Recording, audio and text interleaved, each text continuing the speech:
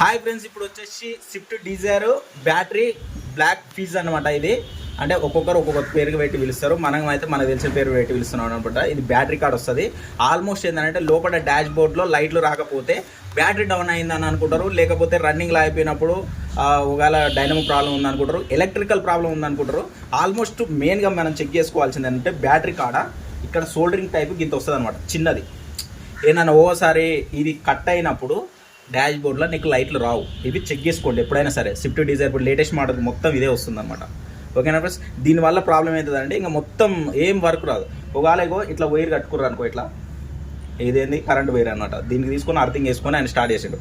దీన్ని ఇట్లే కంటిన్యూగా నడుస్తుంది, కానీ పట్ట కొట్టినప్పుడు అది టచ్ కానప్పుడు టక్ టక్ టక్ టక్ అన్నదంటే ఈసీఎం మీద ఎఫెక్ట్ పడి ఈసీఎం పోయే అవకాశం ఉంటుంది. ఇది ఎంత ఉంటుంది? మా అంటే 800 రూపాయలు ఉంటుంది. అప్పుడు 80,000 కావాలి దానికి ఒకవేళ ఈసీఎం పోతాయి. దీన్ని ఏం చేస్తారంటే ఇమీడియట్లీ చేంజ్ చేసుకోండి. ఒక 1000 రూపాయలు పెడితే అయిపోతుంది. ఓకేనా ఫ్రెండ్స్?